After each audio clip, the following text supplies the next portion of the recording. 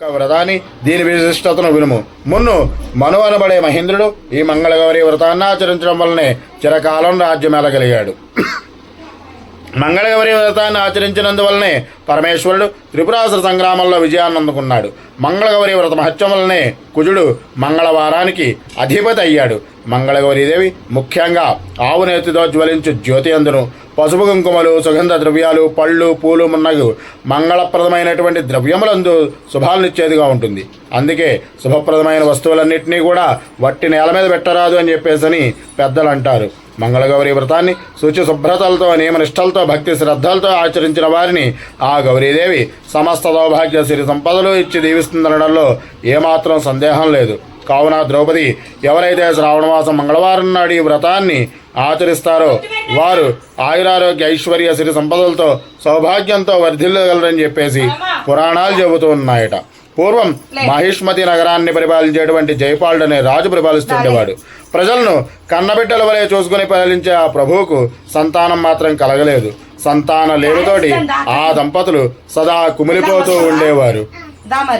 ఆ సంతానం లేని స్త్రీని గొడ్రాలు అంటారు కదా, అందుచేత ఆ దంపతులు తీవ్ర మనోవేదనకి గురయ్యేవారు. వారు మొక్కని మొక్కులు కొలువలేదు, దర్శించిన పుణ్యక్షేత్రాలు లేవు, వారు చేయనటువంటి పూజలు లేవు. వారి పూజలు పునస్కారాలు ఎన్ని చేసినా కూడా అన్నీ వ్యర్థమవసాగాయట. పుత్ర ప్రాప్తి మాత్రం కలగలేదు.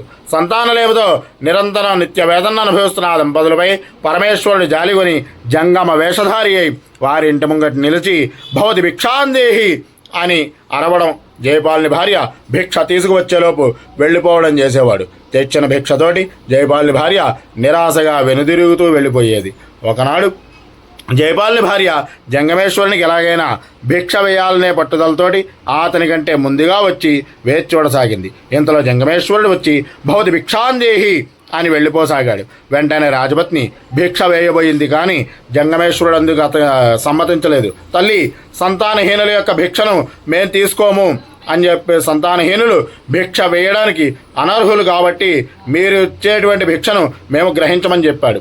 అంత రాజపత్ని, జంగమేశ్వర, మా ప్రారంధం వలన మాకింతవరకు సంతానం లేదయ్యా. మేము చేసిన పూజలు పునస్కారాలు అన్నీ వ్యర్థమవుతున్నాయి. మేమిరైనా సరే మేము సంతానవంతులయ్యేటువంటి ఉపాయాన్ని తెలియపరచండి అని చెప్పేసి అడిగిందట. అడిగేసరికి అప్పుడు ఆ జంగమేశ్వరుడు దయతలిచి చెబుతున్నాడు, సాధ్వేమ తల్లి, జాగ్రత్తగా విను. రేపు ఉదయం నీ భర్తను శుచిగా శుభ్రంగా నీలి పట్టు పీతాంబరములు ధరించి నీలవర్ణపు అశ్వముపై తూర్పు దిక్కుగా వెళ్ళమని చెప్పు. ఆ అశ్వము వాయువేగ మనోవేగాలతో పోయి అలసి హఠాత్తుగా ఒకచోట నిలిచిపోతుంది. అక్కడ దిగి జాగ్రత్తగా అన్వేషించగా భూమిలో ఒక ఆలయం కనబడుతుంది. అది సాక్షాత్తు పరమేశ్వరి అయినటువంటి మంగళగౌరి ఆలయం. దాన్ని శుభ్రపరిచి అందున్న అమ్మవారిని ఆరాధించమని చెప్పు. ఆ మంగళగౌరి మిమ్మల్ని తప్ప కరుణించగలదు.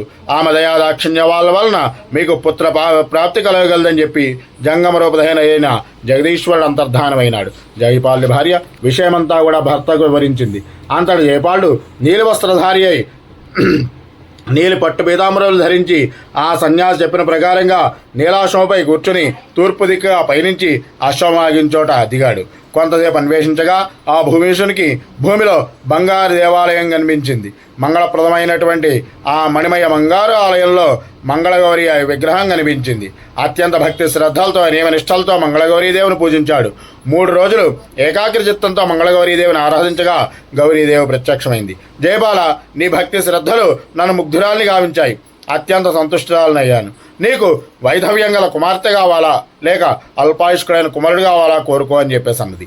నీ ప్రారంధ కర్మను అనుసరించి నేను ఈ విధంగా వరమీయవలసి వచ్చింది, కావున నీ అభీష్టాన్ని తెలియజేయని ఆజ్ఞాపించింది.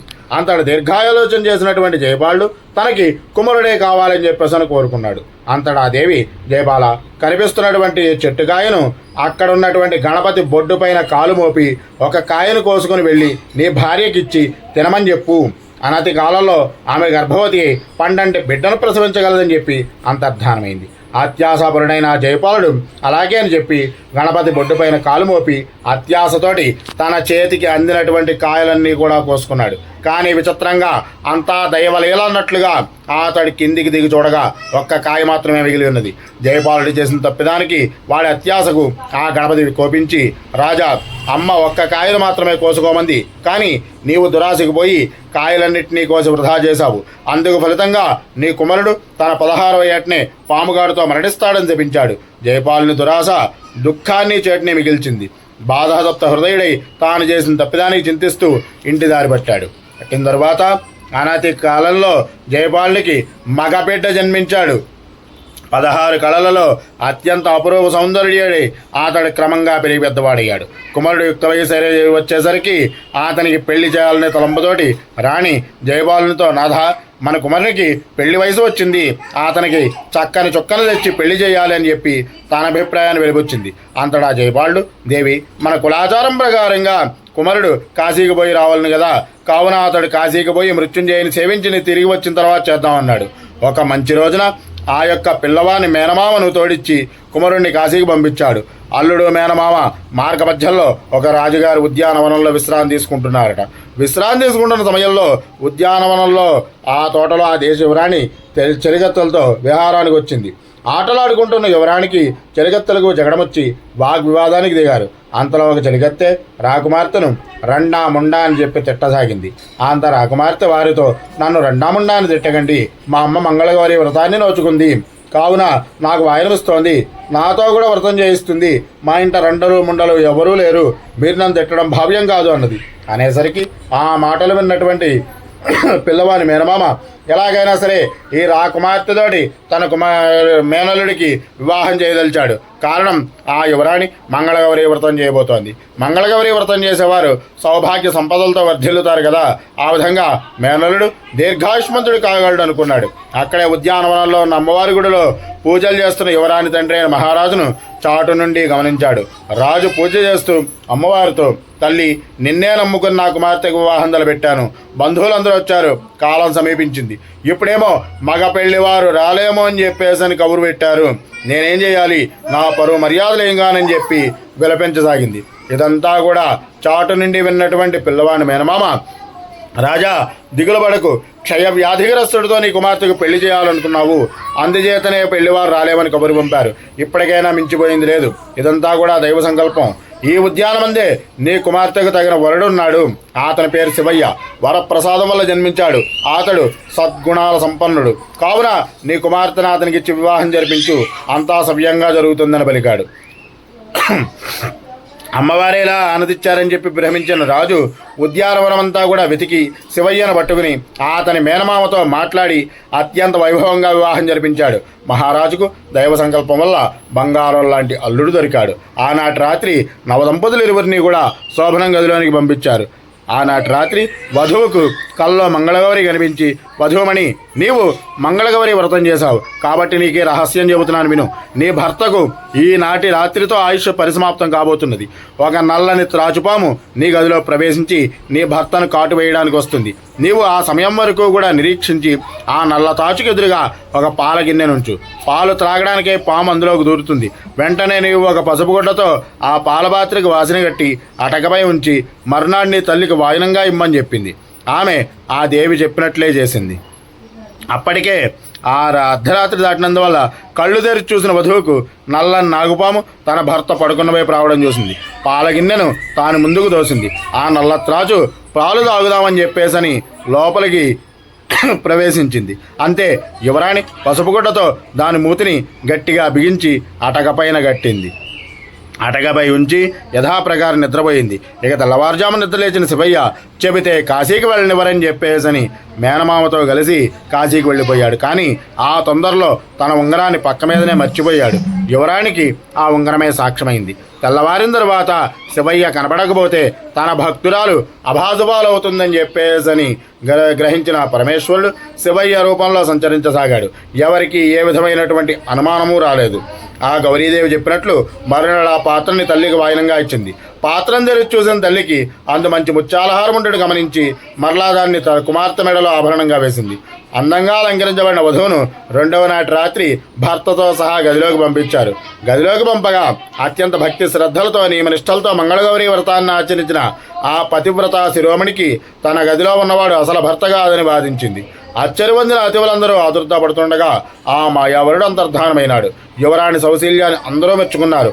ఉంగరం మరిచినటువంటి అసలు భర్త తప్పక వస్తాడని, అతడు వస్తే మన బసలోనే విడిది చేయవలసి ఉంటుందని గ్రహించిన సౌశీల్యవతి అయిన యువరాణి తమ విడిదిలోని బాటసార్లందరికీ తానే సేవలు చేయసాగింది. ప్రతిరోజు కూడా స్వయంగా బాటసార్లకు పాద ప్రక్షాళన చేస్తున్న యువరానికి ఒకనాడు శివయ్య అతని మేనమామ కూడా కాశీ నుండి తిరిగి వస్తూ అక్కడే బస చేయడం ఒక సువర్ణావకాశంగా దొరికింది. శివయ్యకు పాద ప్రక్షాళన చేస్తున్నటువంటి యువరాణి అతడే తన భర్త అని చెప్పి ఉంగరం సాక్ష్యంగా నిరూపించింది. శివయ్య కూడా నిజమనంగీకరించాడు.